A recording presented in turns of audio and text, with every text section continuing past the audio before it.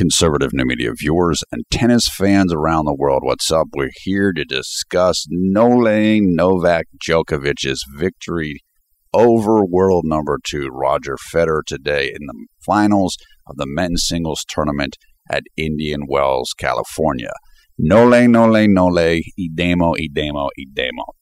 Final score of the match, 6-3, 6-7, and 6-2. What happened in the match was Novak got off to a great start. He broke Federer once in the first set. That's all he needed. He served it out from there. He started with the serve, which is why the first set score was 6-3 rather than 6-4. And then in the second set, Djokovic broke Federer again. It looked like this was going to be a short match. But Federer came back to tie up the second set at 4 games apiece with his own break of serve. We went to the tiebreaker, and in the tiebreaker, Djokovic led 5-4. But then he had consecutive double faults. So he was up 5-4 serving for the match with the next 2 serves. And he double faulted both of them. And that made the score 6-5 in the tiebreaker, with Federer then able to have the serve, which he completed and scored on. That gave Federer the, 7-5 tiebreaker victory, and he then won, of course, the set 7-6. But going into the third set, you would have thought that Federer had all the momentum. However, Federer looked tired following the second set. Remember, they're playing out in the desert. This is a very slow hard court. This is in my opinion or my understanding, this is one of the slowest hard courts there is. So even though it's a hard court, it's not a fast hard court. And that favors the younger man. That favors the grinder, which is, of course, Djokovic. Federer, at 33 years old, going on 34, he doesn't want to play that style. He never wanted to play that type of style against guys like a Djokovic or a Murray or a Nole, who are grinders. Federer is more of an aggressive player. He can play defensively when he wants to, but at age 33, he doesn't want to play like that. So he kind of, rather than having the momentum, he just looked like he was hanging on at the start of the third set. Djokovic was able to take advantage of that. He got an early break to go up 2-love over Federer, but then Federer broke back and seemed to get his second win. That made it 2-1. Federer then held his serve to make it 2-2.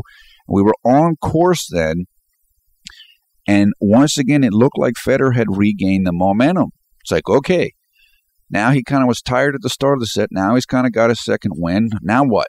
Well, what happened then is Federer dropped his level slightly. I think he got a little tired again. Djokovic sensed that, seized the moment, got another break to go up 4-2, and then he went up 5-2 on his own serve, and then he broke Federer again to get the final set victory, 6-2.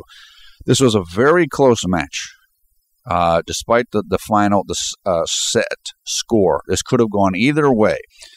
But it shows you that Djokovic still is the king of the mountain. And he's particularly the king of the mountain on a surface like this. If you put Djokovic against anybody, including Murray or Nole, at this point in time, you put him on a court where you just have to wear the other guy out and grind them down, Djokovic is going to win that match. And that's what happened today, even against Roger Federer, who came into this match with a 16-1 2015 season record. And one of those victories was over Novak Djokovic.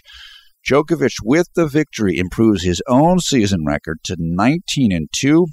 Federer drops to 16-2. Djokovic avenges his defeat to Federer at the finals of the Dubai tournament earlier this season. Now, Dubai is a very fast hard court, which favors Federer. So this is not a surprising outcome, but it was an excellent test for both men. These are the two best players in the sport. Federer has nothing to be ashamed about. He just got a little tired. I think he kind of lost his concentration a bit, and When you're almost 34 years old and you're playing somebody like Djokovic, you're going to get tired. So you just have to make the best of it as you can. Djokovic himself got tired. It just Federer couldn't take advantage of it when the opportunities came in the third set. Congratulations to all of the Djokovic fans around the world. Party on in Serbia. It was good to see Jelena at the match today. Of course, Djokovic and Nole and Jelena have a young child now, I think a young son.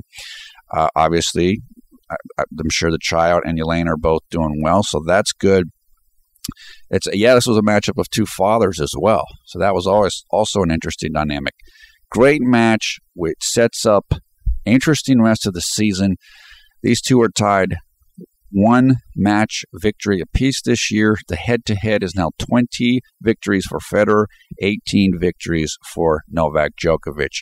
I believe Djokovic will be heading on to Miami now for that Masters 1000 tournament, and Roger Federer will not be going to Miami. I think he's going to take a break now, which is at his age is probably a smart decision. And I think his next action will be on the clay court circuit as we start the run-up to the French Open. Terrific theater today. Great stuff. Djokovic showed a lot of heart and determination and will today because the crowd was on him, as you would expect. I mean, Federer is pretty much the favorite of any crowd he's in, except for matches that might be in the nation of one of the players, like if he played Nadal in Spain or Djokovic in Serbia, then maybe the crowd would be against him. Most neutral crowds are going to go for Federer just because of who he is. And that was definitely the case today. And look, give Nole credit. He fought through that. He came through on the court when he needed to, and it was a terrific victory for him. And things are shaping up great for him this year. They're really shaping up well. Nadal seems a little off form still. Murray doesn't look like the same player. Federer is playing great, but he's almost 34 years old. You know, Djokovic has a real opportunity this year to run that major count up. And he's already at 8 with the Australian Open, so maybe he can get another 1 or 2 or even 3. Who knows?